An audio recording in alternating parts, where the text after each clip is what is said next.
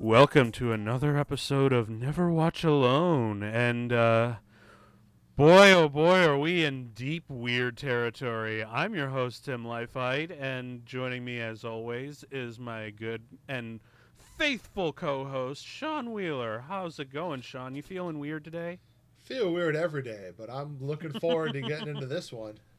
Oh my God, what a movie we've got. And of course, if you just want to not hear our bullshit and go straight into the weird, as always, there is a sync button below that'll tell you when the actual commentary begins. But that said, Swiss Army Man, you guys, okay, so I want to know how you heard of this movie, because this is a very strange and magnificent movie. We need more movies like this, you guys. So, it popped up on my radar just from being generally aware of cinema shit to begin with. However, when it became something I had to check out,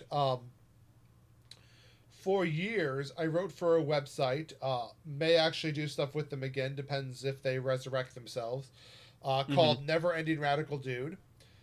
Which one of my buddies from college had started, and talking with. Would you like to have us to put a link below in the description? You can. I'll send you a link to my profile on there so people can look at my Swell. work if they care. I have literally over 100 write-ups on there of different film, television kind of stuff. But and through the magic of editing, you can click below to check it out. It's fucking cool. But. My buddy who had started the site, who was a friend from college, we were talking one day, and he said this was the funniest movie he'd seen that year. So I was like, fuck it, I gotta see this. And, yeah, man. When it comes with such high recommendations as, or such lore as Daniel Radcliffe says this is the favorite movie he's made. Yeah. So it's like, for you Potterheads out there, well, there you go. And then when you have such hilarity as the fact of they wanted to use a dummy for a lot of it, and Daniel's just like, no, I'm doing it. It's like, yeah, I'm doing like as much as possible, man. It's just, and it's like I don't want to like take away from the dummy or anything, but Jesus, like, let me be a farting corpse. And then to lean into it, for the promo for this movie, he took the dummy with him around on the press tour. It was like going on roller coasters and shit with the dummy. Oh yeah, so, like I seen him in interviews. Like I saw one on I forget which talk show host it was. I know it was over in Great Britain, but he actually brought the Manny doll with him, and Anna Kendrick was in the interview with him, and she was just grossed out by it the whole time. It's a fucking. I'll put a link in the description of that interview in there below because it's friggin' hilarious. Because especially the look on Anna Kendrick. That just tracks for Anna Kendrick. I mean, like 100%. Like because it was on the Graham Norton show on BBC. And it's so fucking funny. Dude, Graham Norton show is like the insanity and hilarity that ensues on that show is what American talk shows wish they could do. Oh, I know, right? Like they try to touch on it a little bit, but they can. It's like, the networks are always got their fingers in their pie, and they're like, look, these people our demographic is 65 and older. Like we can't be doing this. So, but yeah, I think I first saw the trailer for this because I heard Daniel Radcliffe was doing a new movie because like you hear about that in just general entertainment news and whatnot. And I saw the trailer, and I was like, "This has to be like a College Humor thing, right?" There's no, because this is dumb. This is silly. It looks like one of those fake prestige movies. Well, and then what really hit me later on, because I'm a big watcher of the Late Show with Stephen Colbert. He did an interview to promote the movie, and I'm like, "Wait, is this actually happening?" And so I was in disbelief, and I saw some of the interviews, and I'm like, I have to see this. this farting corpse movie, and I sat down with my fiance and I'm like, you want to see a really fucked up weird movie with Daniel Radcliffe? And she's a big Potterhead, so she's like, oh God, yes. And we had the time of our lives. It was honestly the most fun screening that we had, because I think we watched it earlier in 2020, like right around the time when the lockdowns became fucking huge, and we were just looking through like all these movies that we haven't watched yet. That was one of the first that we pulled out, so that by far was one of the best COVID movies that we watched in lockdown. Yeah, I mean, that's wonderful. For me, what I love... So first off, I love the fact that Daniel Radcliffe's entire flex having left Harry Potter is, hey, this movie's fucked up and also kind of funny. You want in? And he's like, yeah. I've been waiting to do that since since ever. I mean, Horns, Swiss Army Man, Guns Akimbo. I'm just like, I love where this guy goes. He's like, yeah, we're gonna do this. He's like, look, I totally peaked at childhood, and I'm just gonna do weird shit for the rest of my life. Yeah. Although he's kind of the British version of Elijah Wood in that respect. He's like, I peaked early. I'm just gonna do weird and stupid shit and appear in the most random of places, and also open up a pie restaurant, or it was a pie restaurant, right? I'm not sure, but I think. Well, I know he has like a restaurant that he only serves cool people. If he thinks you're cool, you're allowed in. One of these days, I really want him and Daniel Radcliffe to be in a movie where they play each other. Or Daniel Radcliffe as Elijah Wood and Elijah Wood as Daniel Radcliffe. That would be fucking... and you know they're into it. Yeah. They'd be so into it. So, I mean, I do like the Harry Potter movies and that kind of stuff, but the day I decided that, like, I needed to pay more attention to Daniel Radcliffe, I watched him do one of those interviews for some fashion hipster whatever magazine. Like, it was a recorded interview, and they asked him a whole lot of questions in quick succession. Yeah. And they asked him who his favorite living musician was. And he said, like, without missing a beat, he was like Tom Lehrer. And I'm like, oh, dude, like it's like Radcliffe's on my level. Like, he's digging that dude. Like, awesome. Oh yeah, dude. And like he's always had he's been insanely passionate about music. Although, you know what's crazy? Do you know who is the person he credits most to really getting him into his taste for music? No idea. Gary Oldman on the set of Harry Potter 5. I mean, that doesn't surprise me. Gary is such a cultured man. It does not surprise me that he is well versed in music. Oh yeah, dude, and the fact that he's because you tend to be when you're actors in a role, especially for that long. When you play Sirius Black, Harry's uncle, he really did he always talked about how Gary Oldman did kind of weirdly become his uncle on set. So, but in just like a whole different way. Like, well, it was kind of his gateway into music. If you also think about it, though, I would say Gary Oldman is very much an actor's actor.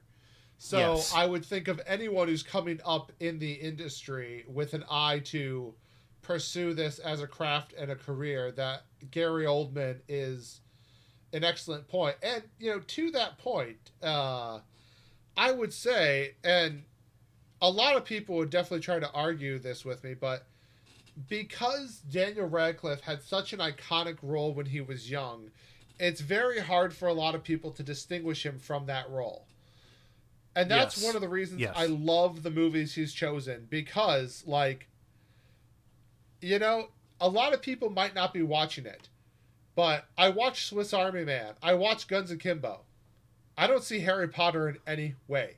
It's like, these are distinct characters, and he plays them very well, but it's so bizarre that it's just, it's not going to be on everyone's radar. It's not going to be across the board, but they're great little movies. And they should be, though. Right. I think that's the part of the reason why we're doing this on this show right now, because we need to draw attention, Sean. For sure, but it's a matter of you have to open your mind, because okay, Paul Dano signed on to this movie based on a one-sentence description that said, the first fart makes you laugh and the last fart makes you cry. That's such a wonderful... And, it's so human. Right, but if you look at comedy in general, there is this massive aversion and talking down to of fart humor, toilet humor. Like, that's not okay. This movie was like, we're going to take what's not okay and raise it to an art form. Yeah, for real. I always said that this is one of the great weird troll movies by taking Daniel Radcliffe, post height of Harry Potter, and have him deliver an Oscar-worthy performance as a farting corpse. Yeah. That sentence together should not exist, but I'm glad that it does. Right, and I mean, I hate to say it, I think Radcliffe has chosen very interesting projects, post Harry Potter, and I'm very happy with the choices he's been making. However, unfortunately, in some of the cases, and I don't know why this is, the more comedic ones have better writing than the more dramatic roles I've seen him in. No kidding. I tried to watch... I can't even remember the name of the movie right now. He played an undercover cop who infiltrates white supremacists. Yeah, I heard about that. I heard it was okay. Well, I tried to watch it, and he was fine, but just the writing and the tone and pacing of it just did not work for me to the extent that I was just like, ugh. And to put a counterpoint, Black Klansman, while the story itself, he was in that. No, wait, was he? No, he wasn't. Was he? No, but another point of, while the story itself, particularly, the ending ended up being a bit anticlimactic for me, it was handled so well by, a skilled, seasoned director. And so it's like, you can have a mediocre story like that and still handle it well. And that's, I think, some of the problems is that Radcliffe is just doing stuff that he finds interesting, which is wonderful, and he should, because fuck it, you don't need to go for the money. Yeah. But, he's already rich. Right. He's like, look, I've got more money than I know what to do with. But I'm just going to do what I love. Right, but it's finding that right mix of talent to make it work. And that's all I'm saying. It's like, he was fine in it, from what I saw. I made it about a third of the way into the movie before, and I might revisit it. It just wasn't for me at that time. He was fine. The rest of the movie wasn't doing it for me. So it's sometimes one of those things where it's like, it's just a matter of you got to have the right formula. I've seen plenty of movies where it's like, oh man, that had a great performance, and the rest of the movie sucked. Yeah, it's God. I know there's a whole bunch of movies like that. I'm trying to, I'm trying to think of one off the top of my head where it's just like, look, that one performance is the centerpiece performance is great, but the rest of the movie isn't great. Movies that come to mind that I haven't seen but have been talked about recently was Natalie Portman playing Jackie O. Everyone said her performance was phenomenal, but that the movie wasn't great. There's a lot of... Or when Meryl Streep played the Iron Lady, everyone said she was great, but that the movie wasn't... Yeah. And stuff like that. Of course she's the one good thing in that movie, am I right? Well, to be fair, there was nothing good about the Iron Lady. And I mean this specifically about Margaret Thatcher. Fuck her. Yeah. Well, anyway, you want to actually, jump on into the movie? Let's get fucking weird, man. It's fucked up February, so folks. Now I forget. Is it? We gotta. See, I'm absolutely terrible about this, but hold on. Our movies drop on Fridays, right? Yes. So join us for Fucked Up Februarys and Fucked Up Fridays all this month.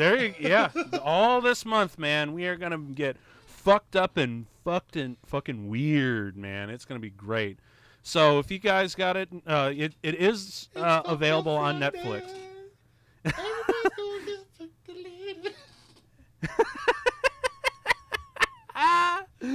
Oh my God, Sean! This is why I have you on the podcast. So, I will drop the obscure musical references. Yeah, keep it obscure, keep it weird. That's what I like to do, man. That's me and my my downtime. So, folks, if you got it, it is on Netflix to watch. But if you got a Blu-ray copy, go ahead and pop it in because we are gonna get this bad boy started in 3, 2, 1, click, and right away there it is. A24, a film lover's best friend for the opening titles. Oh, they've made such good stuff. Remember when And Focus used to be one of those? Whatever happened? That is a good question. But yeah, all these, that's another great thing when you're in for a nice a well-deserved break from like the big Hollywood studios is when you see all the indie studios that you never see or only see this one time because studios just kind of tend to go in and out. Help me, written on a piece of trash.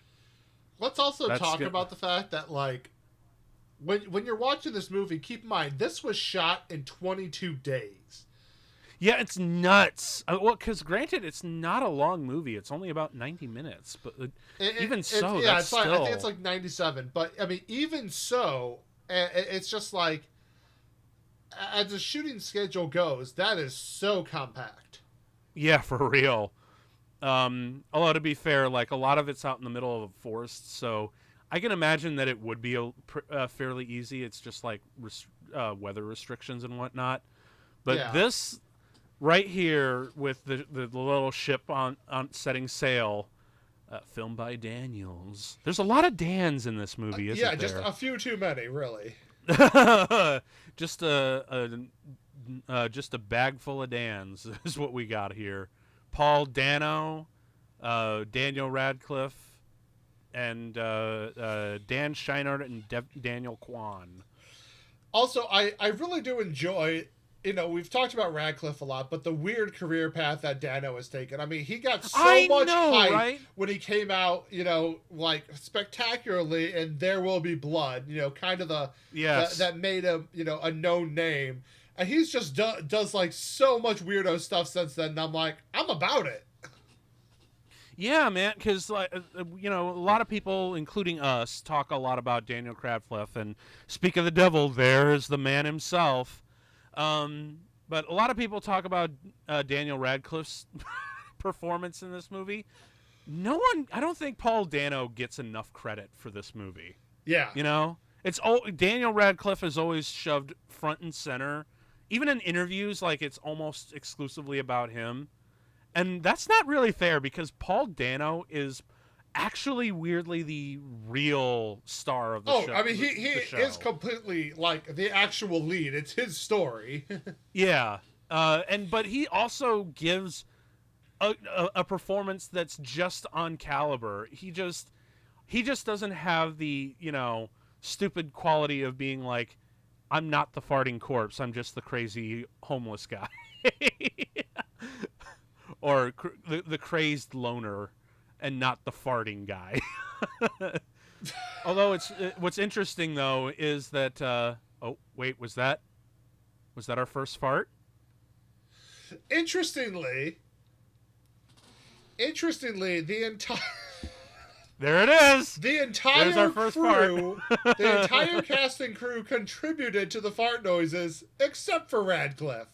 Yeah, exactly. It's like Daniel Radcliffe is the one person who was not giving farts on the actual set.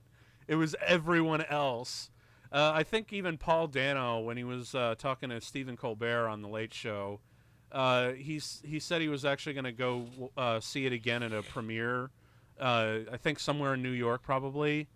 But he's like, yeah, maybe next time when I go to this premiere, I'm going to actually like listen in and try to pick out where my farts are. Because the tagline of this movie probably should have been to human is to fart. Because that's really the lesson of this movie, is to fart is to human and vice versa. Oh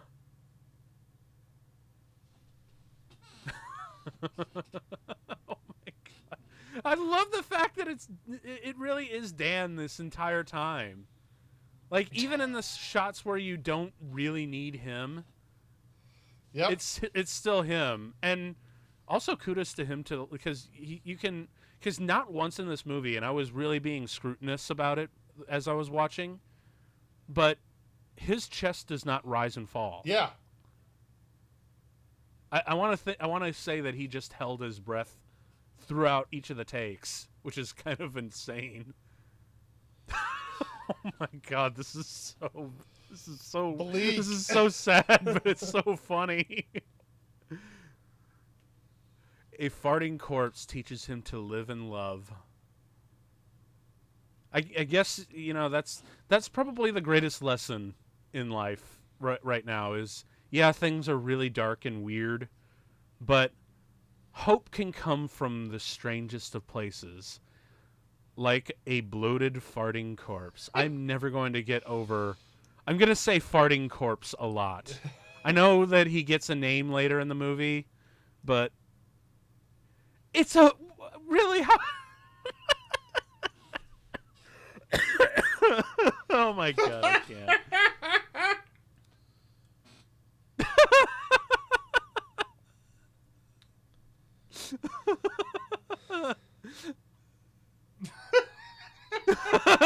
he's just like, what the hell is going... It's like, I want to kill myself, but whatever this corpse is doing is really interesting. Right? It kind of reminds me of the old George Carlin joke. He's like, you ever tried committing suicide? I can't. I got shit to do. Oh, you know, old Timmy's coming on Tuesday. Can't do that. The wheel's on Thursday. Friday, I got my dental appointment. Saturday is the season finale. You can't miss that. Sunday, Mom's coming over. Sunday! My God, won't that be the best thing? Just having myself hanging in front there with a note on my chest and says, "Hello, people who are living. I am not fine. Just know you all drove me to do this." Oh man, George Carlin, you left us too early. Look at this stupid...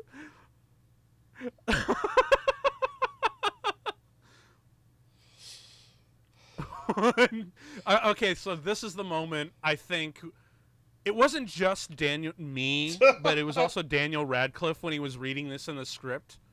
When he is jet skiing away from a fart. That's when Daniel Radcliffe says, "Okay, I'm fucking doing this movie." Right.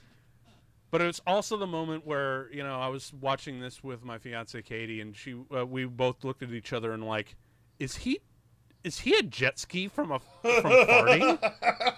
And we're like, oh, okay, it's that kind of movie. Okay, we are. I think it was the wide image. That right there. It's like when the title drops. There it is. The title drops. And we're like, okay, we are fucking in. Like, this is going to be a great masterpiece.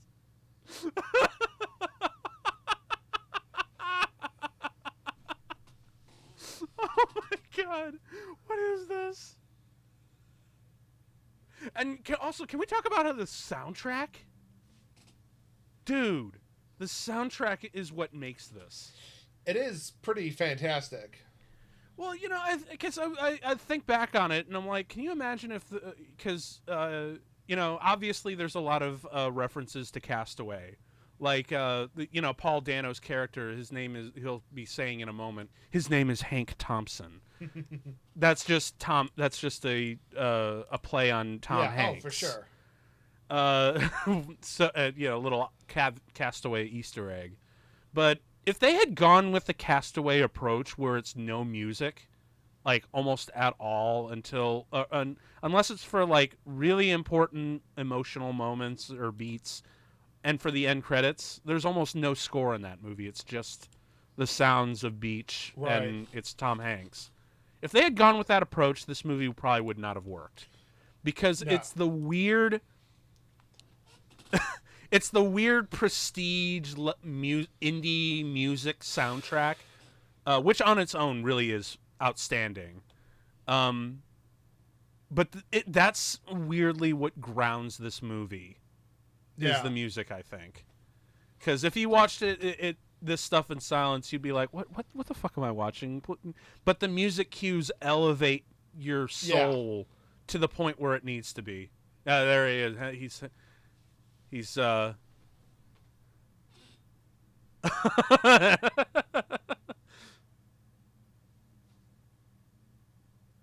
Who's he talking to, Sean? Who's he talking to? The Earth. He is talking to the Earth.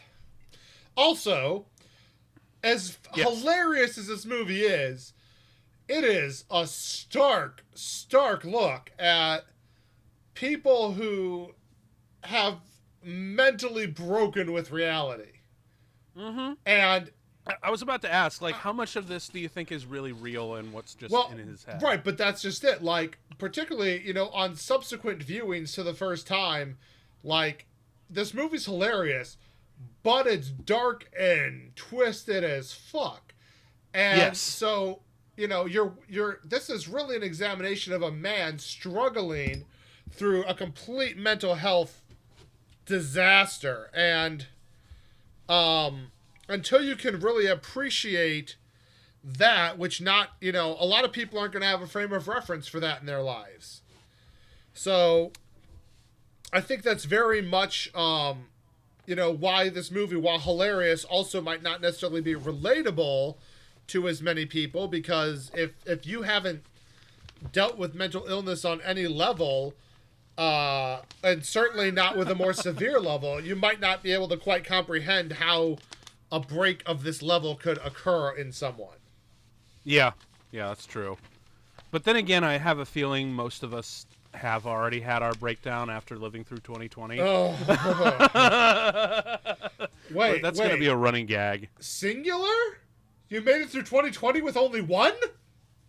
Oh, no, I've had several. But anyone who's lived through 2020 has had at least one, is my point. Yeah. I love that wide shot of them just kind of sitting together. But now we have this wide shot where he's just dragging him through the beach. And I also love how that's actually Daniel Radcliffe, that he's just right pulling around, because we talked about that they did make a dummy, which was fairly impressive. But apparently it was only because even like it was made for like, the shots where he's being carried around and whatnot. Because they're like, oh man, like that's got to be really rough on an actor's back. Let's try to make a prop that's a little lighter. And when they finally turned in the dummy, apparently it weighed only about 30 pounds less than Dan. And so they were like, well, fuck it. He's like, I'm just going to carry Dan the whole time. Like, it's cool. So, like, 90% of these shots, man, that's actually him. And it's really funny. Yeah, basically, unless it's a dangerous stunt, it's Dan. And when it is a dangerous stunt, he's the one throwing the dummy. So. Oh, yeah, of course. Because he's like, of course I would yeet. If you had the opportunity to yeet yourself off a cliff, wouldn't you? Don't threaten me with a good time. Oh man. Okay, so now we're getting into the bulk of the movie where they're just stuck out in the middle of the wilderness, and it doesn't occur until long into the movie, like about halfway through. This is so fucking funny. The Sports Illustrated. The cork, the moment of the cork. Oh my god, the setups for this. I forgot about the cork. All the payoff that we have from all of these garbage pieces of litter. But so like one of the great jokes, the unspoken jokes of the movie is, especially by the time you get to the halfway point, is like, how fucking hilarious is it that literally, a football field away, civilization is just there waiting for him. Oh yeah. Like it's implied through the movie so subtly that you constantly are asking it and the movie never answers it, and that somehow makes it funny. And I love it. Just like trying to get the water from the rain.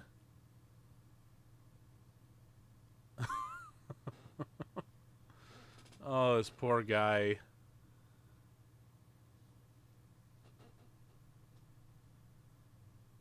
And it really is Paul Dano's show, like, for roughly the first third of the movie, you know? Oh, yeah. Because, well, the mental degradation eventually gets to the point, obviously, where that switch happens.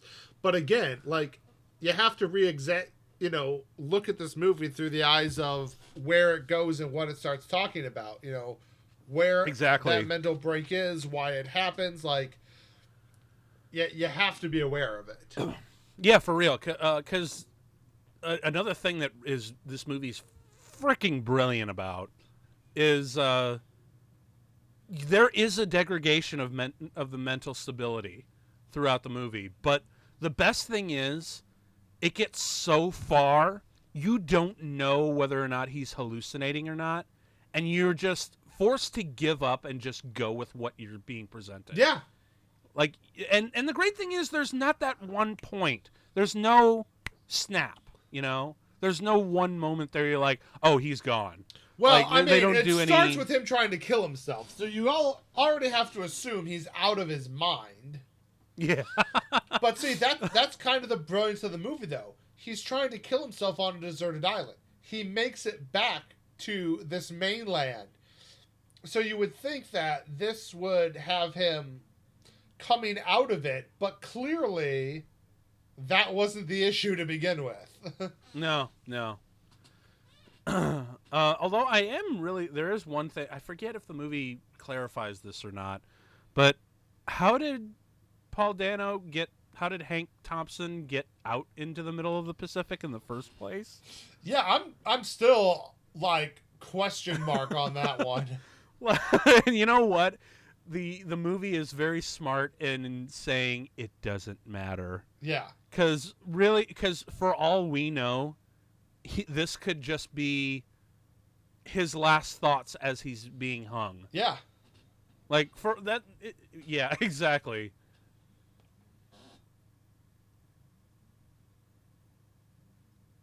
Oh, shit. This is where the body starts twitching. Water. Oh, what's another really great thing that makes this movie truly sing? The cinematography. Oh, yeah.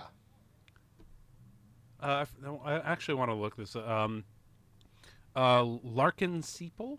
I think that's how I'm pronouncing it correctly. But yeah, he's definitely one of the bigger MVPs of this. Because, man, this is a gorgeous looking movie. Oh, yeah.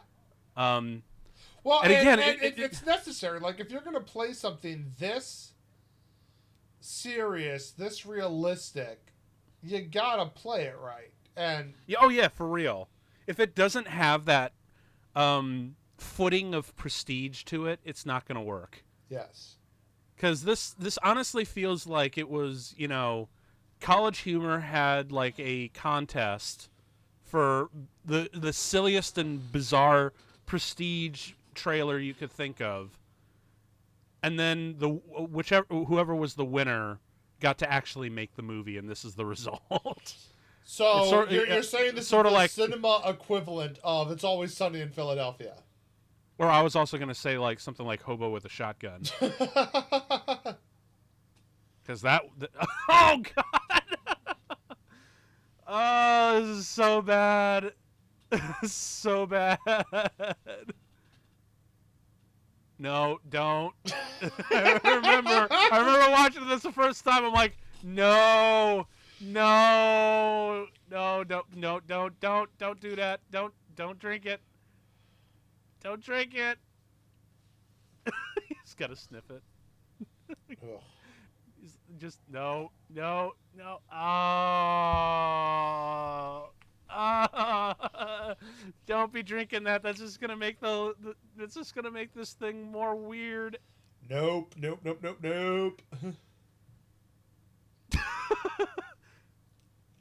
You just drank out of a dead guy. Oh God, Sean, this movie is important and it's beautiful. And it's fucked. This is an important, beautiful movie. Oh God! Oh my God! Why?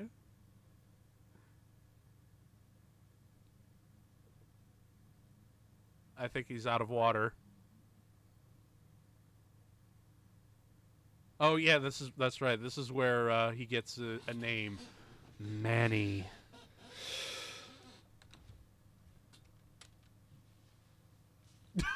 Hi, Manny. I'm Hank.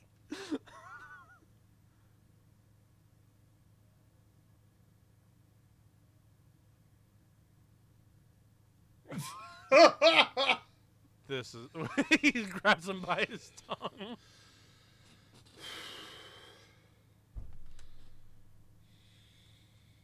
So we are 21 minutes into the movie. This is the first time Daniel Radcliffe actually gets dialogue, and he's, the other thing that's really great is that he is not a zombie. Right. They make this very, very clear because they're like, oh, you get to play a walking, you get to play a talking, farting corpse. Like, oh, so a zombie? Like, no, it's totally its own thing. And it's like that from the very get-go, because I don't think out of all the zombie movies I've seen, and all the zombie literature, I don't think anyone's ever used the zombie as a jet ski before, Sean. I would agree with that. Because, well, I mean, you've read a lot more zombie literature than I have, right? I don't know about that. I'm actually, strangely enough, I am probably one of the more people who eschew zombie stuff. Okay. Yeah, it's never done a whole lot for me. I've watched a decent amount of movies, and I've read, a couple Max Brooks books, but beyond that, yeah. I've not really. Zombies don't do much for me. Well, I guess, you know what? If someone out there has seen a story where it was a true zombie, one that they used them as a sorry. Oh gosh. One that they use them as a jet ski, using a zombie as a jet ski. Let me know. Can't keep his head straight.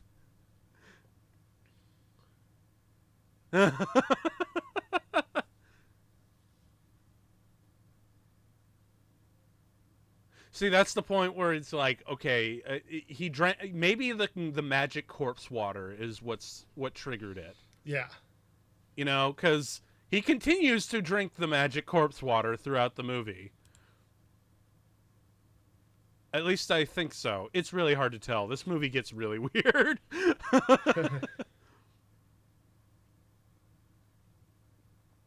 And I also love the characterization of this corpse. Like, it's a child. Right. And, Paul Dano has to play this weird father figure. Oh, what's that?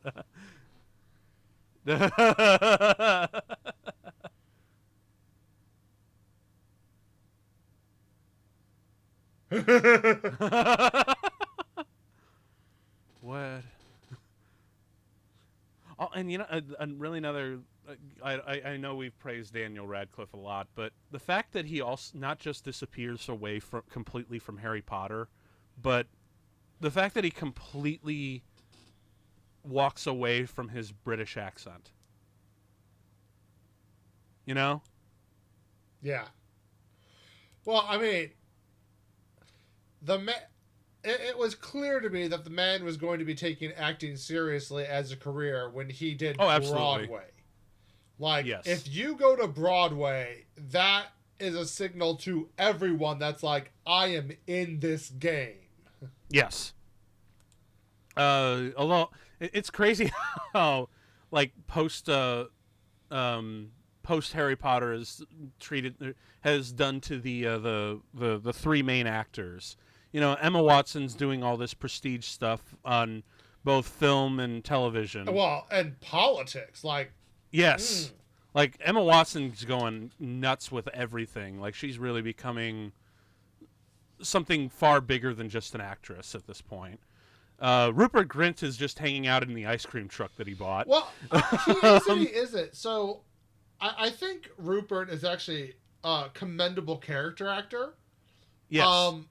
When they had him play Cheetah Chrome in CBGB's with Alan Rickman playing Hilly Crystal, I thought he nailed that role. And I think it's one of those things where he's a really good character actor, but because of his association from Harry Potter, he's just not getting the roles he should. But, you know, those kind of, like, snarky, slacker, I don't give a shit, like, type characters, I think he's quite perfect for them. I think he has an ability for these kind of characters, and people just don't want to give him a chance necessarily because of all that previous association. Whereas I do think Radcliffe and Watson both have the range to do a whole lot more. But that's not to say Rupert Grint can't act. He can. Yeah. He just, you know, is more of a character actor as opposed to somebody with the massive range. I'm sorry, the poop. Sorry, yeah, I get you. Oh, God, why is it written in poop? This...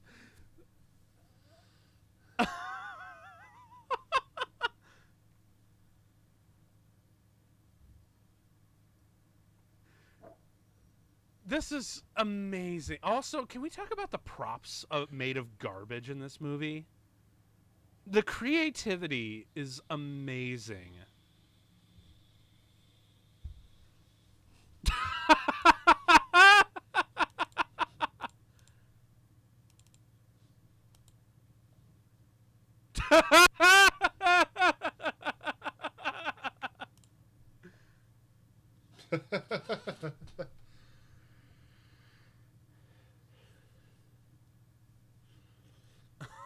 Can we give some props to the prop crew on this? Yeah, for real. The prop master saying. and prop designers, like, holy shit. Like, look at all this stuff. The creativity on display is amazing.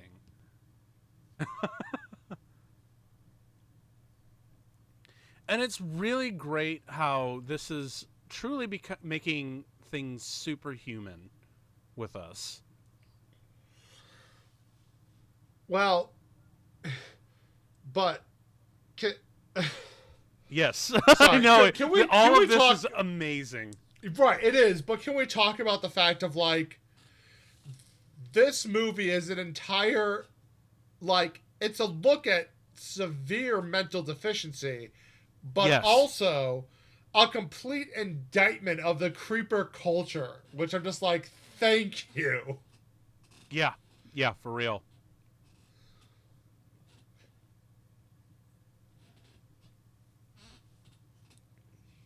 I am surprised that his phone lasts throughout this entire movie. Yeah. Even though I'm 10%. By the way, to anyone who... oh, boy. Don't eat them berries. To anyone who might be offended by what I just said, I would like to point out the fact there are roughly 8 billion people on this planet. Do not waste your time being obsessed with one that doesn't want you. Go out and find somebody else. There's plenty of options. So I love how they just change it up from like teaching like this is your body, this is your brain, where thoughts are, and all this, and then all of a sudden he starts teaching him about porn and sex, like just goes right into it. I love it because remember, it's all, this movie really is the garbage pile of all the things that we humans kind of are at our base, but we find the beauty in the trash. This movie is all about finding beauty in the trash. Great alternate title, by the way.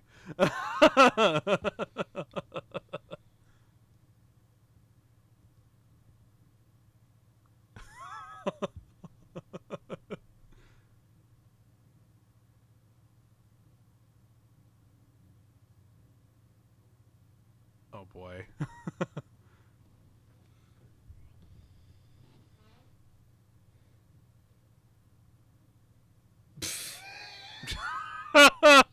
Oh god, it's so bad.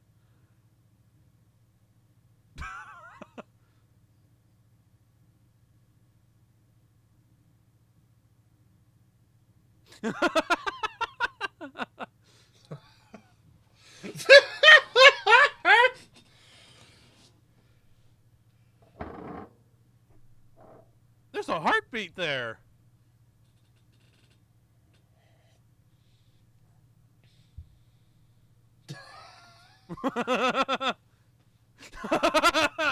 It's the thing that most of our viewers are watching this off of right now, Dan, and how most of everyone's going to be seeing this movie.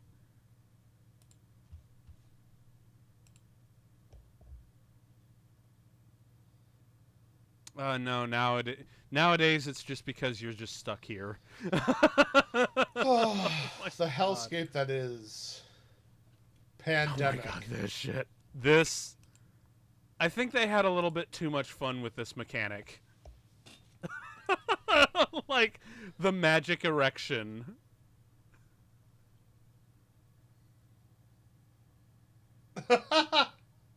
Oh, it's...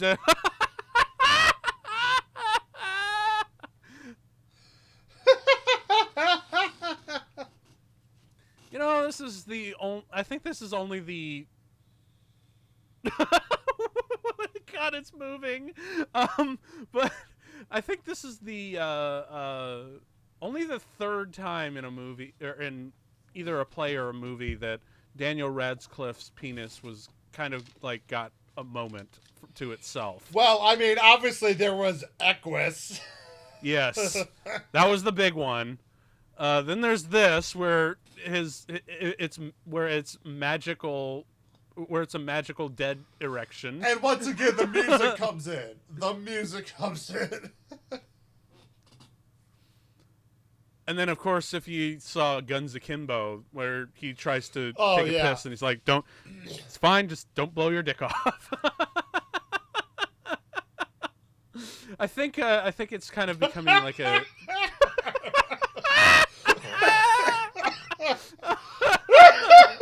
Oh my god, what is this? No. Oh, your face is a little close there, bub. And now he's using it as a compass. Oh my god, that's the beauty of Daniel Radcliffe's penis. It points to civilization and home. It points to home. as all magical penises should. Someone was really stoned when they wrote this. Yeah. But for some inexplicable reason, it became something beautiful.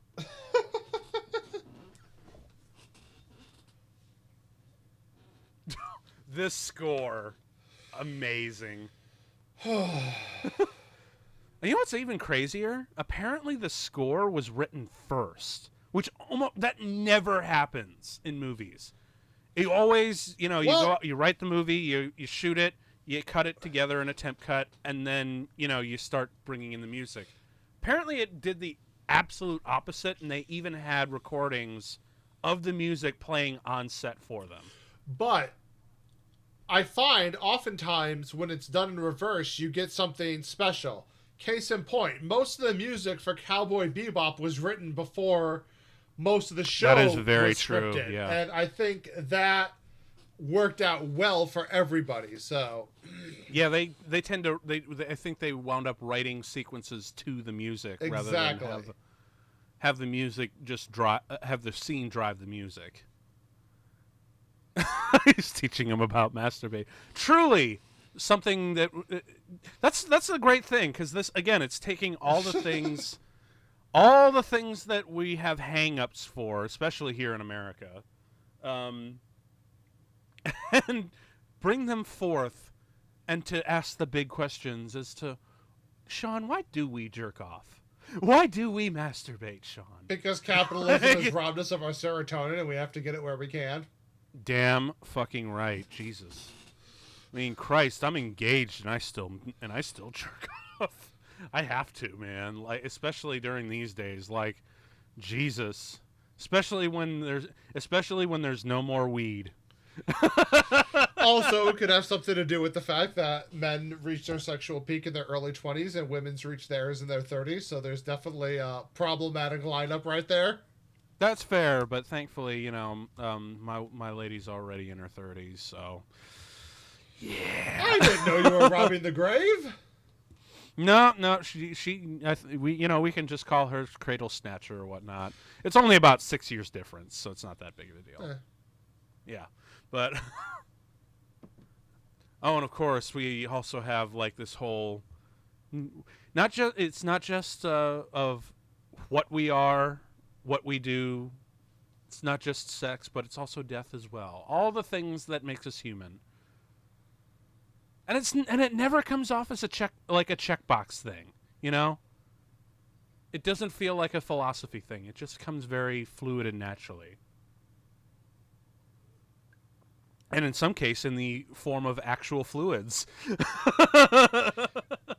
This is so fucking weird. Well, we're in fucked up February, Sean. What do you want? I know, but like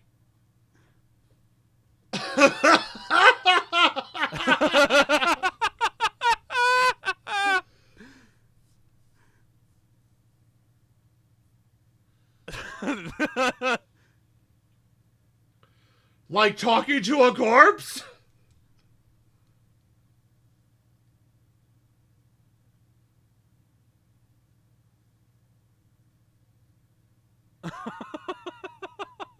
The logic, the bizarre logic is wonderful, you know, of these conversations.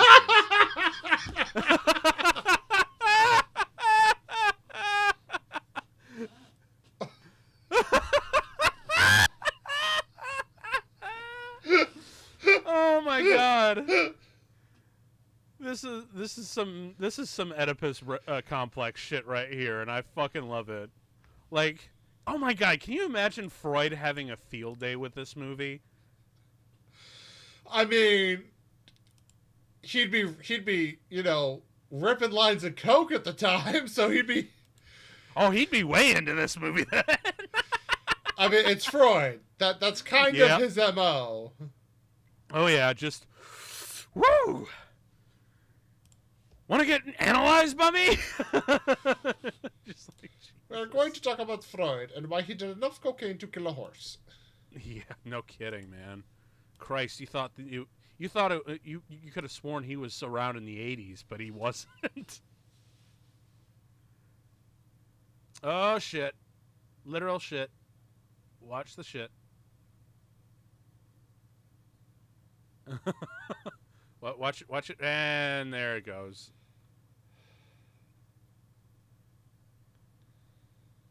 Nice. Don't you just love he's also keeping the bag of Cheetos around his neck like it's some talisman that will protect him from all evil?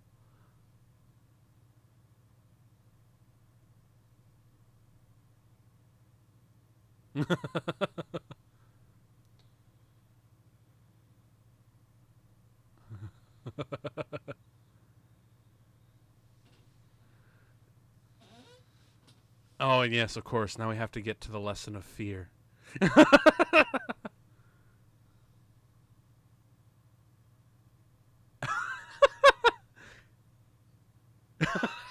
So, a very astute point, Manny.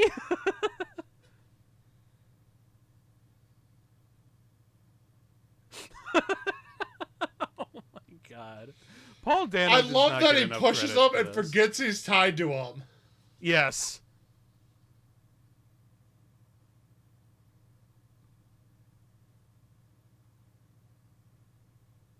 Ow.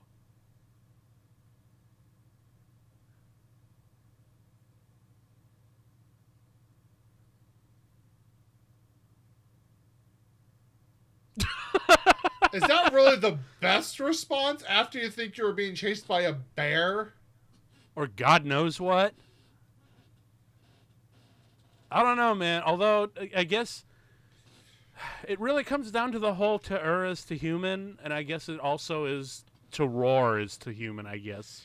Also, There's can we? I mean, yes. I mean, I do understand the necessity to scream into the void when life throws you shit, as we all do this year. we all have screamed into the void. Can we talk about the fact that this movie, and specifically the fact that Mary Elizabeth Winstead took a role in this movie, it almost feels like she took this role to be like, I am burying the association with Manny Pixie Dream Girl. I'm killing it. Right? I am taking this role so you understand. Fuck off. Well, she kind of did that too, because this was a little bit after, but also because we covered this in Spooktober or last year with 10 Cloverfield Lane. Well, for sure, but like the script of this movie is very much, like it's dealing with mental illness, but it's also specifically dealing with like infatuation culture and like that's not okay. You can't be like this. Do not be like this. That's very true. And I think, as somebody who played a character that has become so infatuated with, it's very much like, oh, of course I want to do this movie. Let's call out the idiots who got way too obsessed with that. Yeah, no kidding. Because we were talking about this earlier. Like, we were talking about how, like, Scott Pilgrim became, like, the unfortunate film voice for all millennials. And I fucking hate that. Because, like, Gen X got, like, 2 cool movies. They got Office Space and Clerks. And, like... Millennials got that. Like, man, even in our film representation, we got fucked over. I mean, it's not that it isn't a fun movie, but when you realize... No, it totally is. I don't want to knock Scott Pilgrim at all. It's a great movie. It's just, like, that's our representation? Oh, come on. We're better than this. Well, but that's the whole tragedy of said generation, is that you really wanted to be, but... Yeah, we, unfortunately, especially around the peak of Scott Pilgrim... We all wanted to be that, man. I remember, like, that was high school for me, man, and I remember how huge that was for everyone.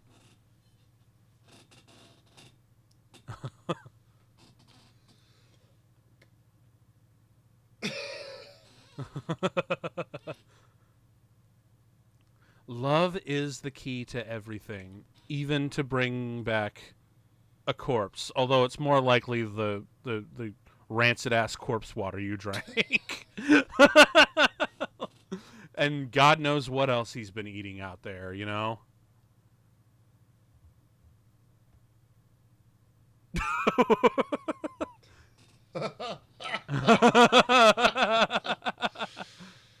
Oh. Well...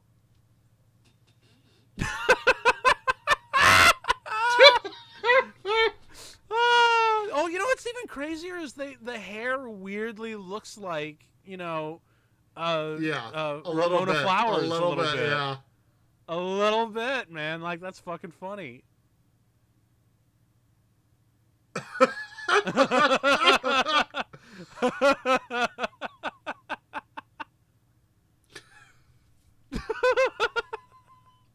my god.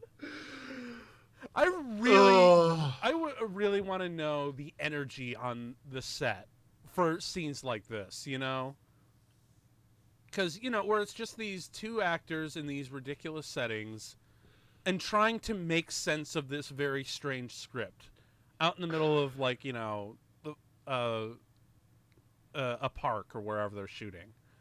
I really want to vibe into the energy of this set because it's got to be something truly special.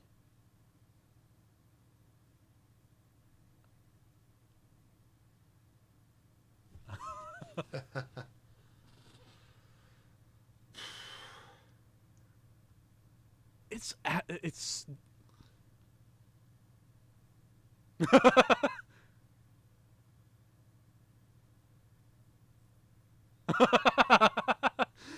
this movie is weirdly inspiring,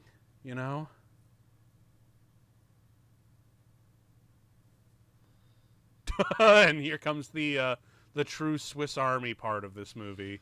Oh. Shaving with his teeth. Okay.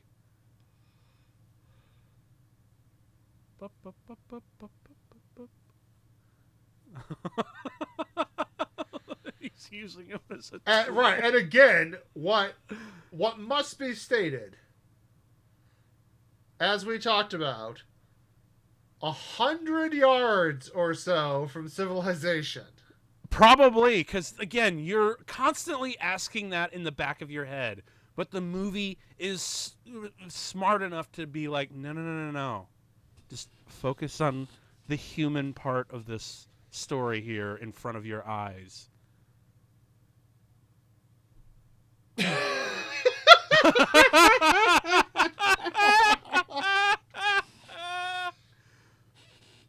Also, I don't give a shit that I don't give a shit how razor sharp he must have sharpened his teeth.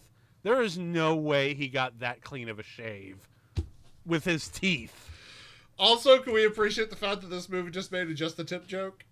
Yes.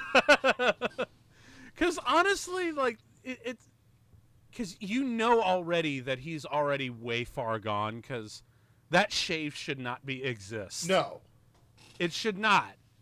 So you're like, at what point did he truly go off the deep end in terms of this hallucination? I mean, I think it was the start, but spoilers for anyone watching. This is your first watch through. Again, why are you watching your first time with us? That's confusing. Please experience this movie as raw as humanly possible. But when you realize the end of it, that it was all real. Well, no, but that Paul Dano had this unfortunate infatuation with a woman he wouldn't even speak to. Yeah. And so, this character's obsession with that same person, it makes it clear this is all projecting. Yeah. So when did he lose it? From the start. The entire time is him projecting his own mental struggles onto this corpse. Yes. Oh my god, I love the vista. The creativity on display, I swear. It reminds me, because you remember that great critic speech at the end of Ratatouille? Where, yes. He talks about one of the best lines in that movie, because in that whole monologue is gold, but one of my favorite little bits is, in the grand scheme of things, the average piece of junk is probably more meaningful than our criticism designating it so. Yes. And boy, does that movie take that statement to the ultimate level. Just truly finds the beauty in garbage.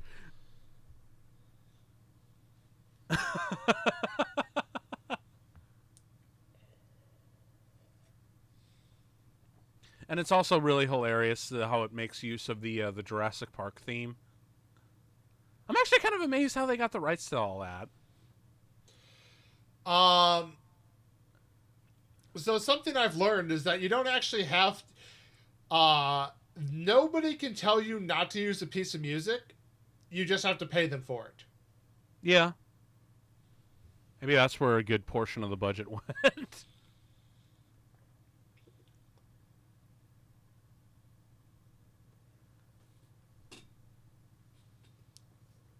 And I love, in retrospect, how called out he just got. What would you do? For real. Yeah, for real, dude. Nothing. Like, it's crazy how, because, like, usually if this movie played it safe, I can't really use that word because it's this movie. But this movie would have actually made it to the point where you really felt bad for the reasons why he deteriorated mentally the way he is. Like, it would be a lot more a more sympathetic reason. But because they give him something that the filmmakers clearly don't condone, it makes it even more interesting, I think. Because you're right. Because not only does it reveal certain truths about humanity and whatnot, but it also reveals truth about himself and the things that he needs to truly confront. Oh, for sure.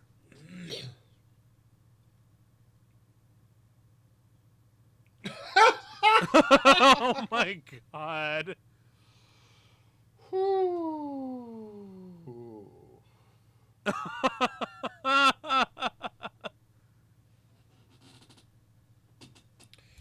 You know, I'm going to say this reminds me of a meme going around right now, What's that? which is it's like I have all these friends who won't even talk to their crushes, but who then are just like, I guess I'm doomed to be alone. Dude, It's just for real. yeah, there's your problem. It's just like, yes, I understand the worst that can happen is they will laugh in your face. But, like, it's like, as somebody once said, you miss 100% of the shots you don't take. Damn straight. That's Gretzky right there. You are correct. Oh yeah, man. I listen to enough Kevin Smith that I know. You got to go where the puck's gonna be, not where it is. You're damn right. And that's where I have to get up and, bother my fiance about, did you know that Wayne Gretzky said this? Great Kevin Smith story, but that'll be for another time.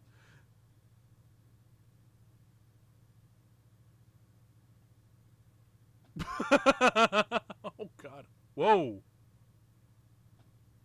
Did he just spark?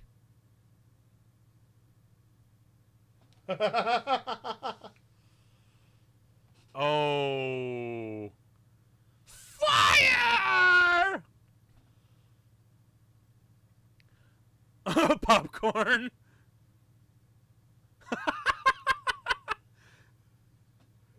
Okay, you know what? If I ever get my own little mini movie theater for my house, this is going to be playing before the movie begins. Because this is amazing. The shadow puppets. Titanic. I think Superman. in mine it would be Mr. Burns from The Simpsons doing Let's All Go to the Lobby. Yeah, there you go. Whoa.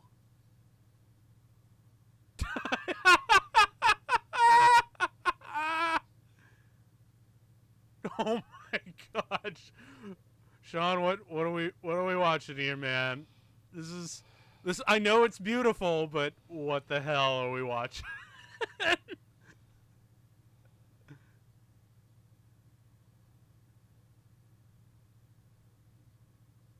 Oh my god.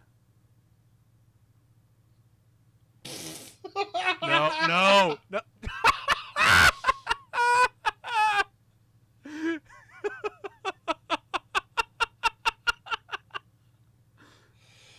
By the way, if you are not watching this on subtitles to catch the lyrics of this song, you are doing yourself a disservice. Whoa, did you see that? That was a cool effect. I wonder if that was actually practical. A literal lyric. All we ever needed was a montage. Yeah, for real.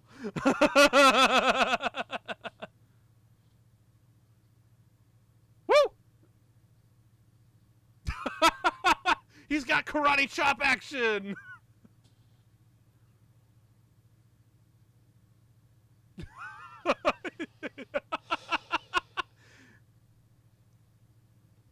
The Disney castle.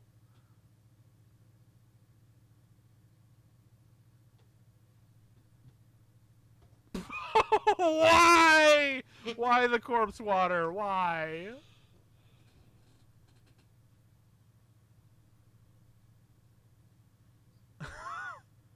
Oh shit.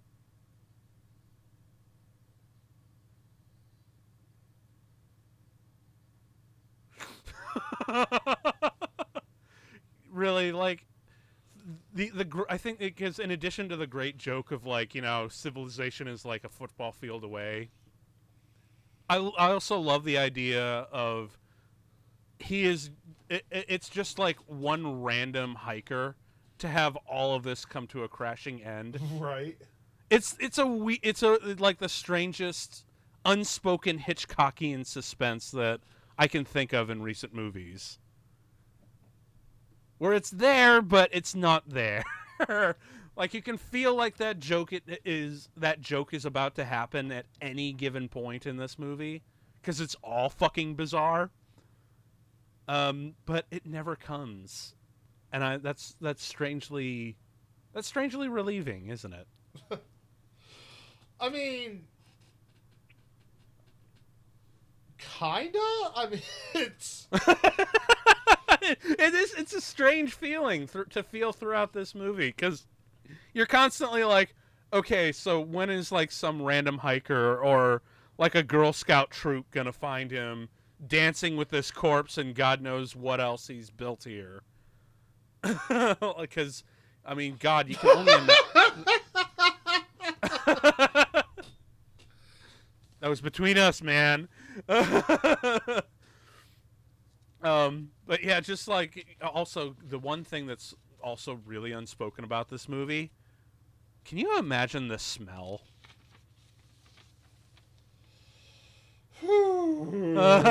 Yeah, man. Just like, as a matter of fact, I'm pretty sure they'd smell this guy before they ever spot him.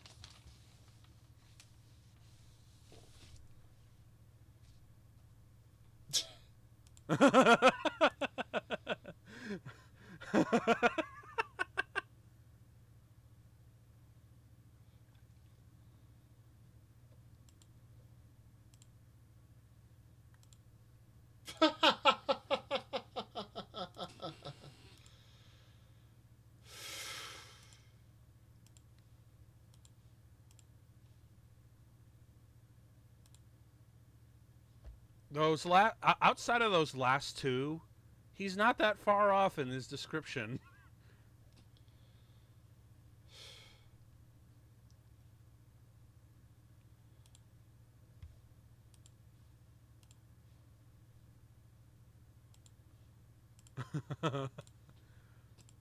Kiss. Oh, he's gonna kiss the corpse. Don't you do Oh, it. Jesus. Oh, Jesus. Thank God. And although it's weird, like for a second, because this is such a human experience here that we're witnessing, it's also strange that for a moment you actually kind of catch yourself wishing that they did kiss. Like when you get down. It's weird. It's strange. Like you almost can see this as like probably the weirdest couple in cinema history. I mean, it's a buddy movie of the most absurd nature. I won't argue that. A buddy movie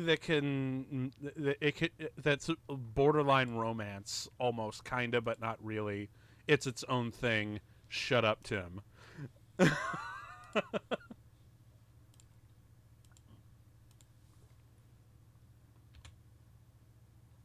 And I also love that he's still clean shaven, because I think he's clean shaven throughout the rest of this movie, actually. And he still has that goddamn Cheetos bag. Oh, look, a pipe. 4%. Dude, for real. How that thing maintains is beyond me.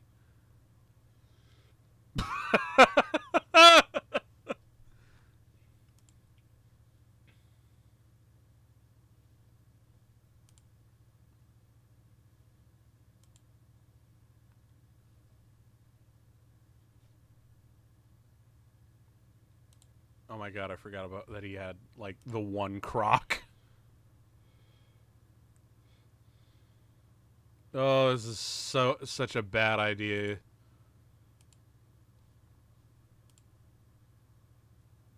Why?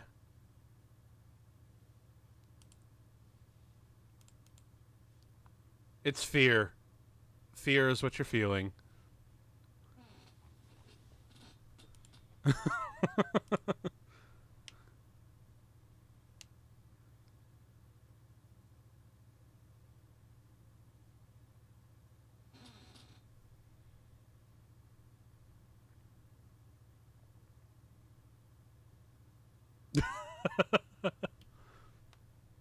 Oh, it's definitely a thing.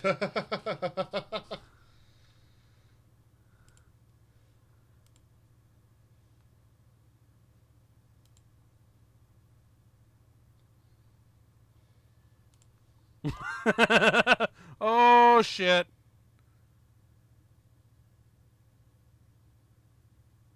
Did he get hanged for real this time?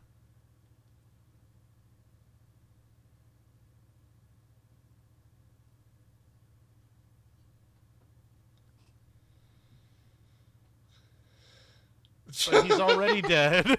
He's already dead.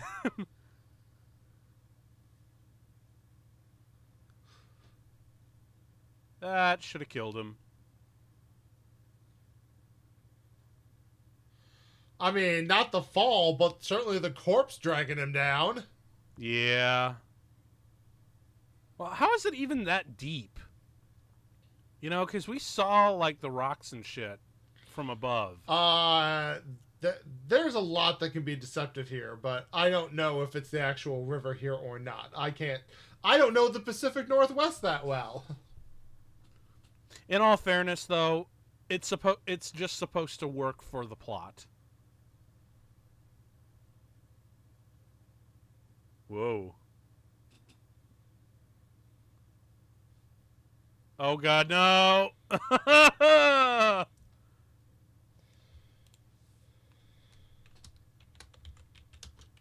Well, he just found a new feature.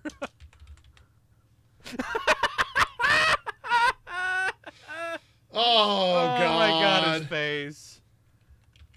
Hey, you know what? I bet this is really taking Dan Radcliffe back to the days when he was working in a water tank on Goblet of Fire. Getting a little mermaid action in the form of Paul Dano.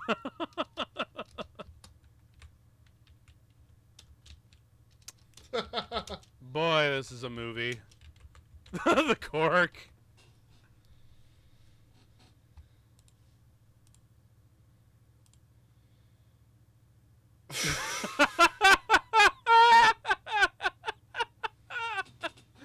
Oh my God, this movie.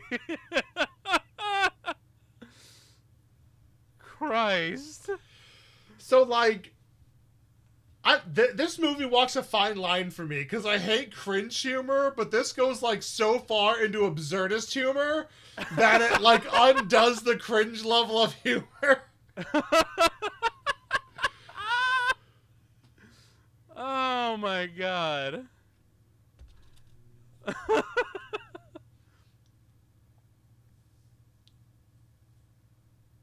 wonder if that really was Dan Radcliffe's ass. And that's not just like a prosthetic thing that they made. Because, in all fairness, I feel like Dan Radcliffe would be the one like, no, we're putting my ass on camera. I just don't think he cares one way or another. No, well, because, again, he's in it for the weird.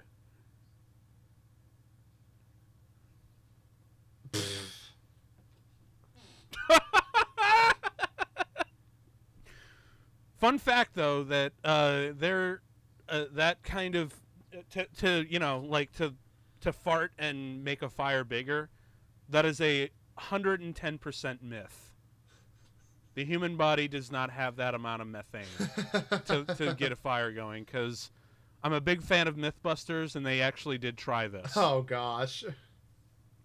Although it turns out the reason why is apparently the myth that sparked it came from because the guy was working with a lot of methane near a factory. So like, oh well, that makes a whole lot of sense.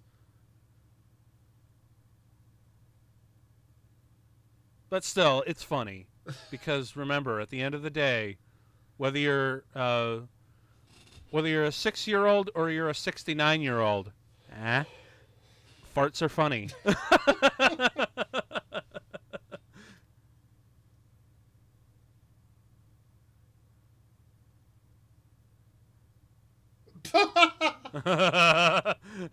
She can drink my slow. No, no.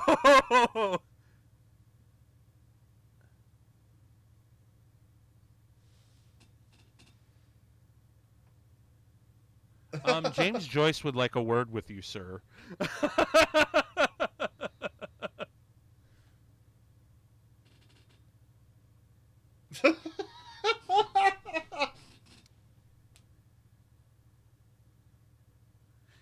You know, no, for real. Manny has a point here.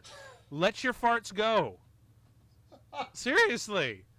Everyone listening, fart away. Do it.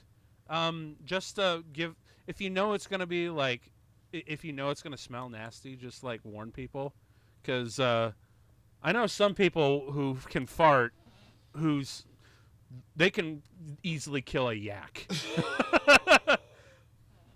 Like they always say mine's bad. I'm like, oh no, you have no. This person I know, like their farts are like they'll kill they'll kill a full grown moose, man. I did have somebody who was on my floor my freshman year of college who could clear a room. Yeah, I believe it. And you know, there's always going to be the threat of the fart that ends a marriage. Because there are times where, you know, I'll just be lying in bed trying to wind down, and I move the sheets, and all of a sudden I get a whiff, and I'm like, oh, Jesus Christ, Katie, what the hell? And I walk out into the middle of the room, and I'm just, like, pissed off, and she's just cackling, laughing, and I'm like, dear, stop laughing. No, seriously, one day there is going to be a fart that ends our relationship. And now the introduction of society has come back in. Oh, yes, that's right. Because we finally got a signal. And amazingly, his battery is still holding. I'm actually kind of surprised that thing didn't get cracked open in in like the various falls or destroyed. You know, yeah. I mean, it also. I mean, I know he's been keeping it into or keeping it in a bag and whatnot. But I'm kind of amazed that all of his, like it never got wet once. And right there, that is a huge clue. He is looking through her social media. This is not something personal. Like, if you hadn't caught on yet, like... Yeah, he's a total stalker.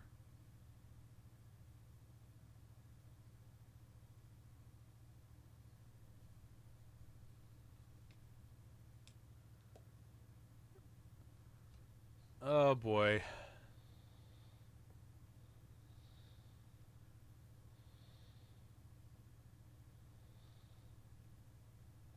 I will give the movie this, though.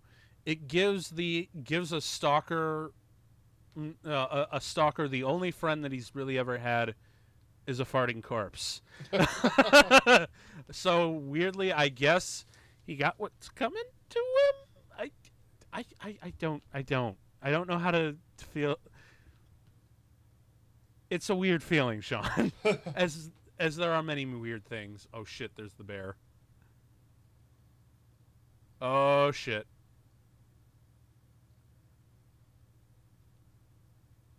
Oh shit. Don't be doing that.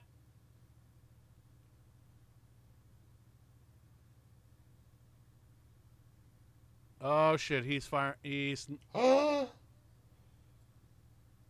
Oh, you just pissed off the bear.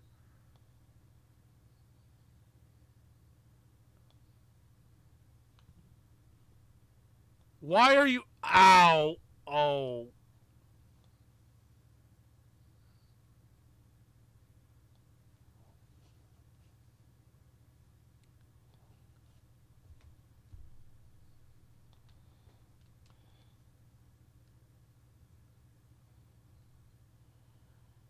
Oh, man, the projection levels are ridiculous. You know, I kind of wish we had, like, an actual certified psychiatrist to watch this movie with, because they must have a field day for this shit. Oh, yep. See, there's the joke finally there, Yep. but in a it's executed in a far different and less expected manner. You know, it just doesn't pan away or anything. No. It's constantly in his head, and it's not even played as a joke here. It's played as like a holy shit in the most dire moment.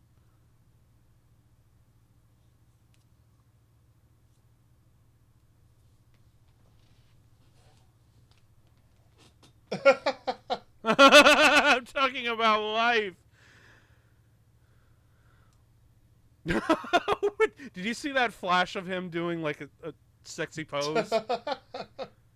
Some of the images, man. Like, again, I would die to vibe with the whatever the vibe was going on when I of this film set here.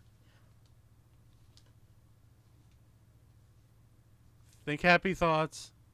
The tears.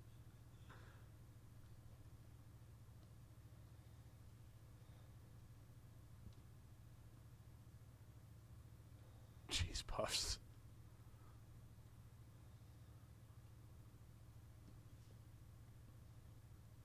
Yeah, welcome to the club where your brains literally can't shut the fuck up with endless thoughts.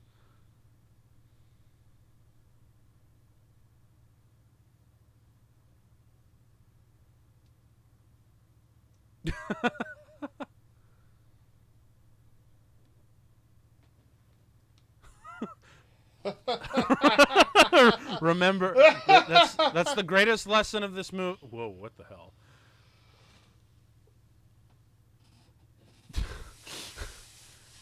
Oh my god. The visual, also the montage, like the little inserts that play so fast. Yep. They're so good.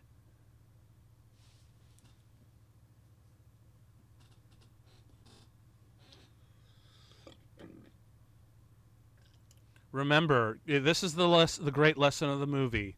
Share your farts with everyone, no matter how smelly. Share your farts. God, can you imagine what James Joyce would have thought about this? Can you imagine what Jane Austen would have thought about this? Oh my god, you're right. Yeah, man. Just anyone with a fart fetish. Oh my, dude, actually, I'm surprised that Trey Parker didn't write this.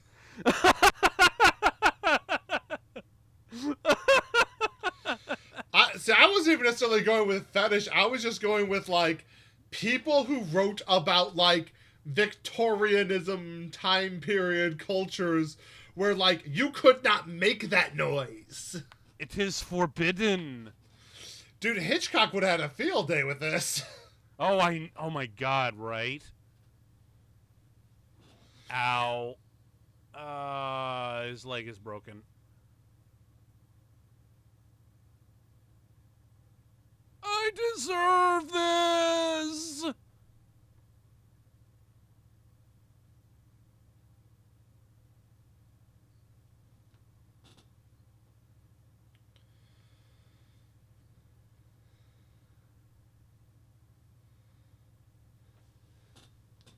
Oh man, it's where do they how do they keep finding like the most beautiful things in the most garbagey of places, both literal and metaphorical and spiritual?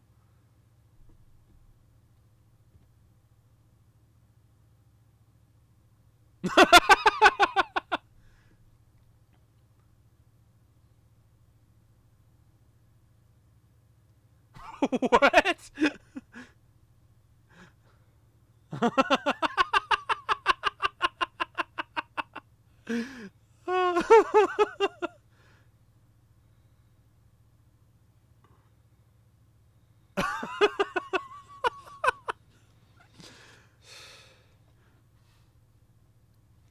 Shit is profound, Sean. You know what? That's damn it. This is the second movie this month where shit is profound. Shit is used in a profound manner. First, Jesus crapped into a jar and they turned it to gold. You are excrement. but you can become gold again. And now we've got this poetry of shit. This is amazing. I am here for this shit. The only what? This is some great physical humor.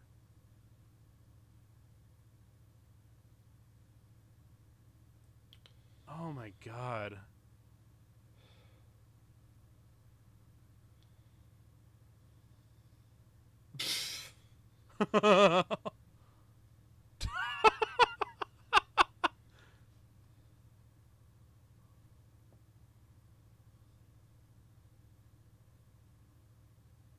Dude, that seriously, you know what the physicality here reminds me of?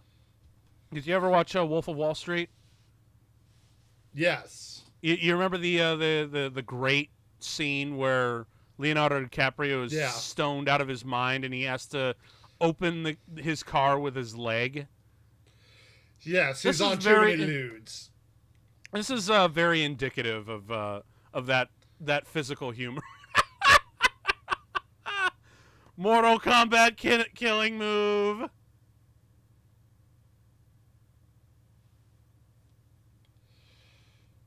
When there is nothing left to burn, you have to set yourself on fire. You know, I'm actually kind of amazed that his clothes have stayed as good looking as they have. Because again, it doesn't fit, but you don't care because it's the humanity in the story that matters. Just like Paul Dano's clean-shaven face. That should not exist, but fuck it, we're just gonna roll with it. Right. Because we don't know it's so bizarre. Like, even if this was real, we still feel like we can't trust our eyeballs for what's really going on and just give in to what it is. Also, that motherfucker needs a tetanus shot. Otherwise, he's gonna lose that leg, man. And here we go. Oh shit! This is the. And even how fucking crazy is that he was living out in the forest just outside of where she lived.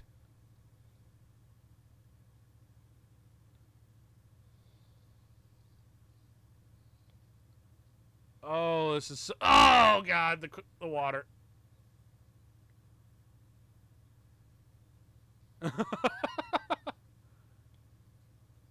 Oh god. Whoa.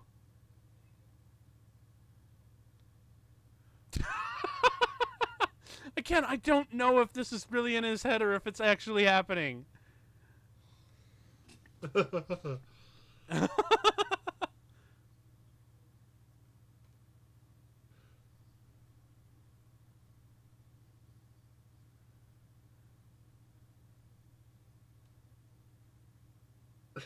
Once again, living in...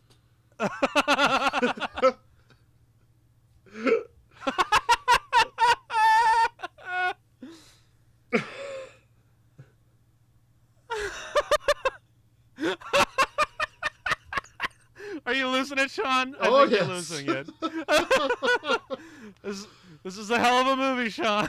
This is a movie. This is a movie. It exists, and it's beautiful. And oh god.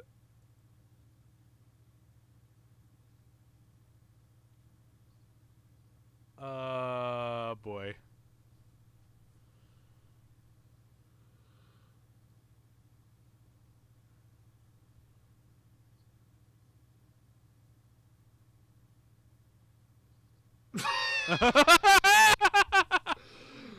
Oh.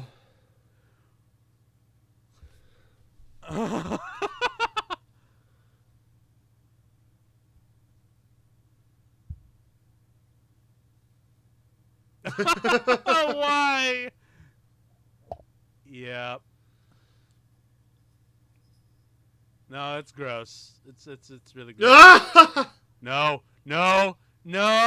Oh god, no. Why? Not in the child.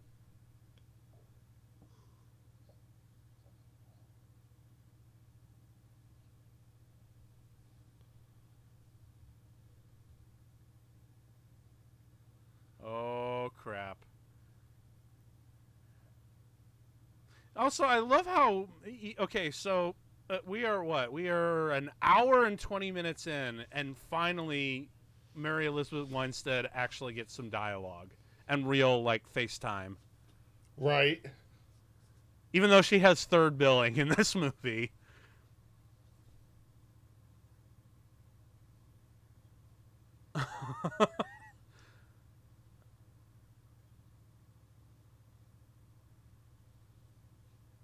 Yep. And I think she's the one performance in the movie where you're like, I honestly don't know if this is real or not because, towards the end of the movie, she sees this thing, you know, jet skiing off into the distance, and just go, what the fuck? She is the one straight character in this entire movie. Well, yeah, and necessarily so. Yeah. Well, yeah. Otherwise, I don't know, and plus, I don't know how I feel about that either. Like having one straight voice, because it's so well grounded in humanity. The bizarre stuff can work when it's completely 110% ambiguous. Like you don't know if it's a hallucination or if it's actually happening. Well, right, but with, they wanted to keep that ambiguity. Well, my point is like bringing a straight voice into it kind of takes away from that and confirms that it may actually be happening. Well, right, but the absurdity of all of it, even then, though, I mean, it's impossible to.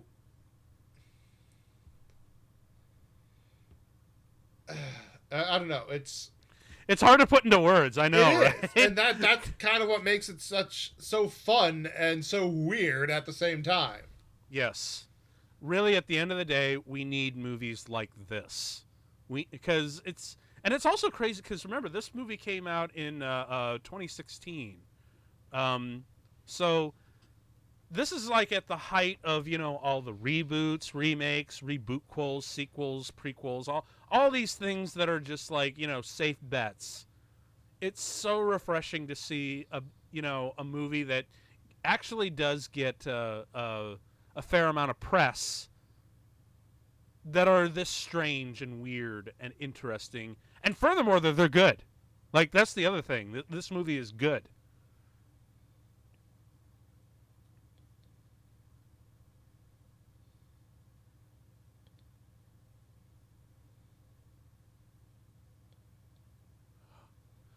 Oh yeah, that's right. And his name is actually Manny. It was like 100. That's the like you said, the projection of everything is just amazing. Yeah.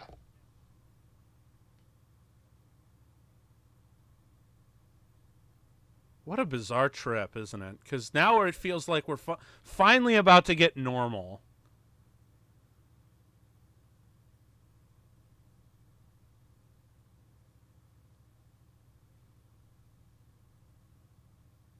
But of course, being this movie, it's not normal ever.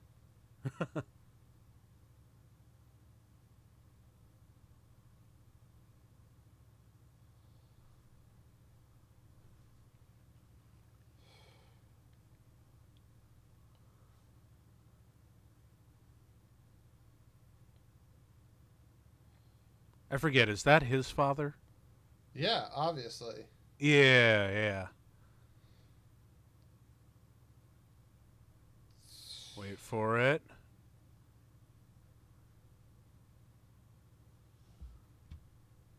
Oh, guess not.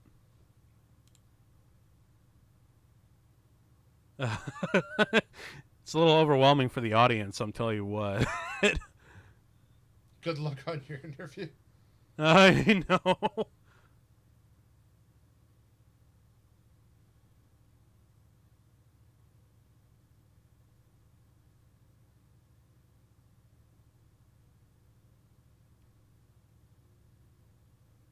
Oh boy.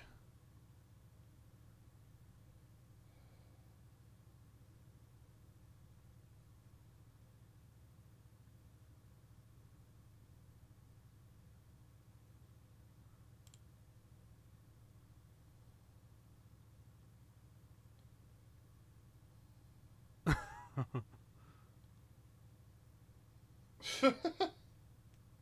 Oh God. my. Oh. Oh boy. Eh. Cut the feed now.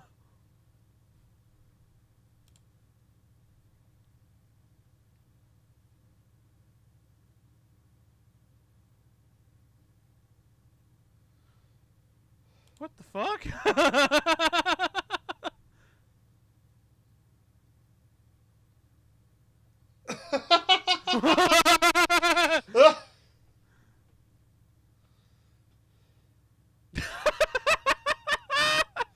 They're just like, what the absolute hell?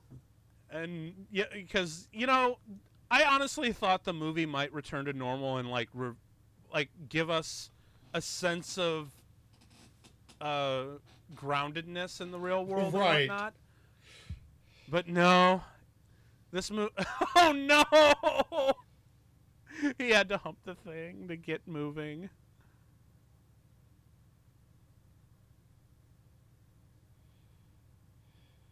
Oh my god!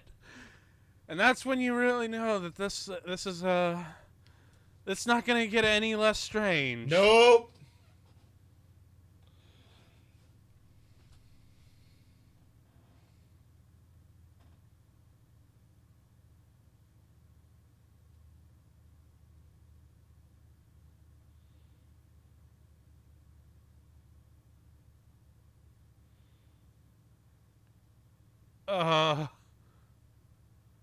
Oh shit! They found all the shit, all the stuff that he made.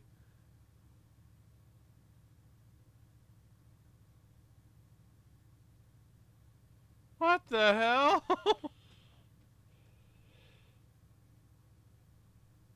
And now it looks like a found footage horror movie, like something out of Cannibal Holocaust or something. Oh, the shit Bible.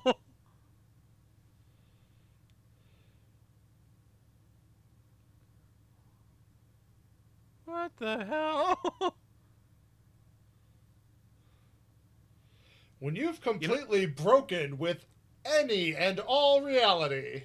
I was wondering, like, because if you saw earlier in the film when he dresses up as what's her name, and she had the exact same, he had the exact same sweater as she did in the picture. It's only now where you realize that probably is the same sweater, Right. that he just kind of grabbed from the backyard or something.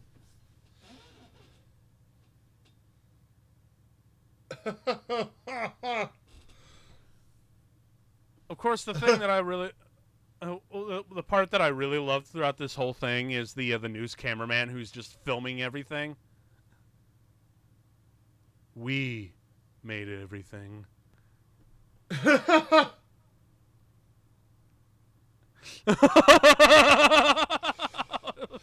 So bad.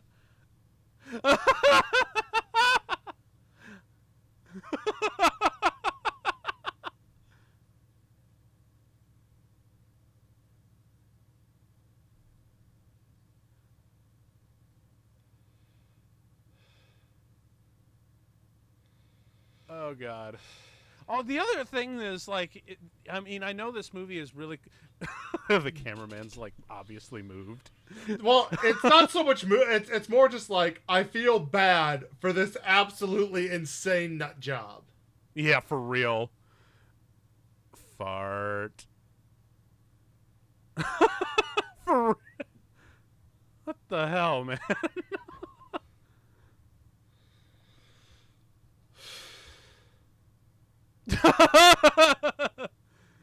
The smell. But the other.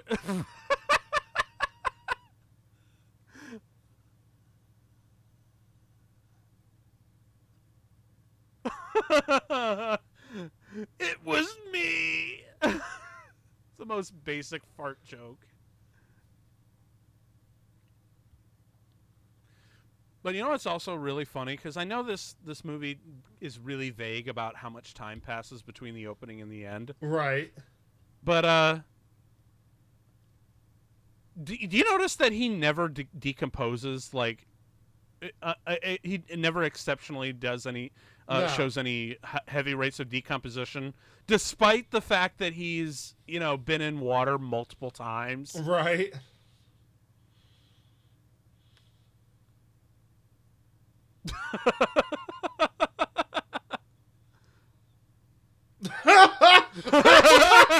And the kid's just like, the kid is just like, ha ha, fart.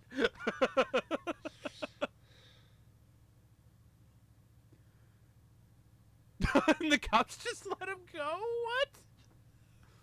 What? And of course the cameraman's like, I must film this for preservation. And the dad's just like slightly happy that his son's not completely insane, apparently.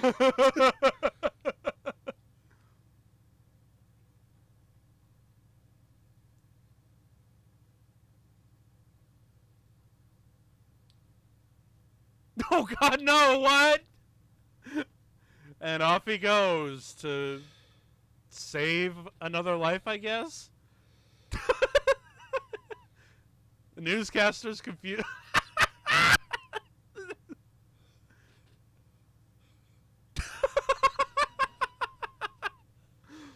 Oh my God! Last line of the movie, of course, has to be, "What the fuck?" Yeah.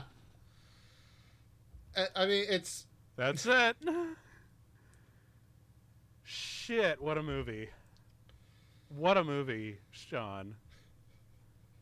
Who knew we could have an Oscar-worthy performance by Daniel Radcliffe playing a farting corpse that learns about life, sex, love, death, and humanity. So I think there is an important point that must be made here. Yes, please go into this. And that is the fact, because once you have this in your head, it puts things into perspective. This film was directed by the same man who directed the music video Turned Down for What? Really? Did he? Yes. Huh. Yeah, so Dan Kwan also directed Turned Down for What? And I think once you put that kind of mentality together, it's like, oh, okay. Interesting. Yeah. Okay. I'm starting. Yeah. Okay. Yeah. Because I take it we can acknowledge that this is their first actual feature film together. Yes. Because I think Scheinhardt went on to do another movie called The Death of Dick Long, which which sounds like stupid and whatnot, but I hear it's not. I don't know. I need to check that one out, because anything that these weirdos make, I'm here for. Because filmmakers with this kind of sensibility, they need to really be put into the spotlight, and that's why we do a show like this, because Christ alive, we need weird movies to teach us about the things in humanity that we just don't talk about, and not just for the sake of it or anything, like to be exploitive or to just say it for the for the sake of saying it. No, really have a purpose behind it. And this movie does it on a profound level, a surprisingly profound level. And to date, I think this is still one of the weirdest. This is why for our quick shots movie, we were like, no, we can't just be like, oh yeah, this is one of the most fun. We have to do the whole episode on it, because yeah, I mean, it's just so out there. I think it's one of, if not the strangest thing to have come out of Hollywood, or not, or just the whatever, or just like the indie circuit. Yeah, to come out in cinema, but the last decade, and it's, but at the same time, it's like, it's so weird, and it's just, but not.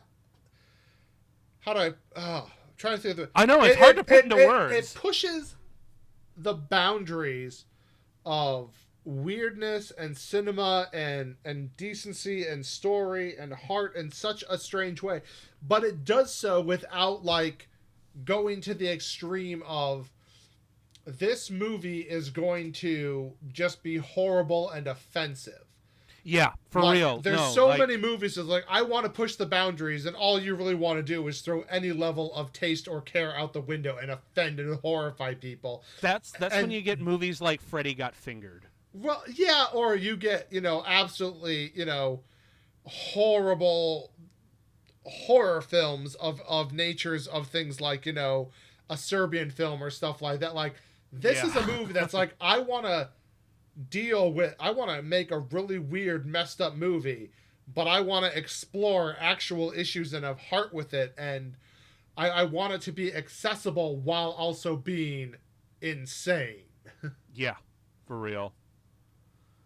And I think really, as we're going to find out throughout a lot of Fucked Up February, the great weird films are grounded in humanity.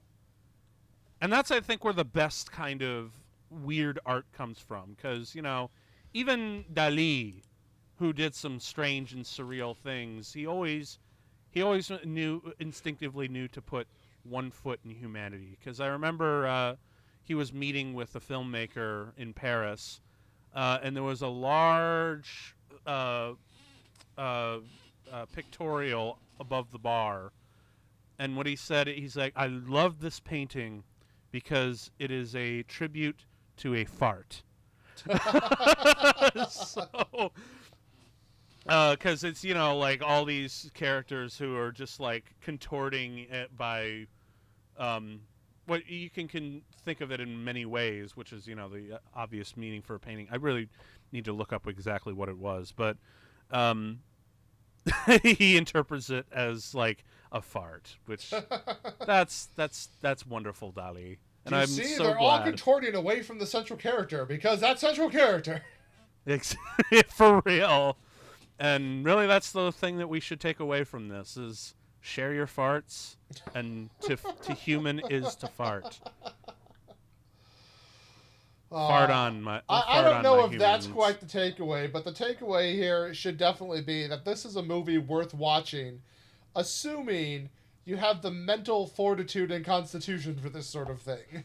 Oh yeah, dude. Like, honestly, if you just pitch this as Daniel Radcliffe farting corpse movie, where he actually gives an Oscar-worthy performance in it, I guarantee you, if you've got like really great, sensible friends, they will be so down to watch that. Right. I mean, like, if that statement doesn't make you want to watch this movie, okay, fine. It's not go for you, anywhere near this movie.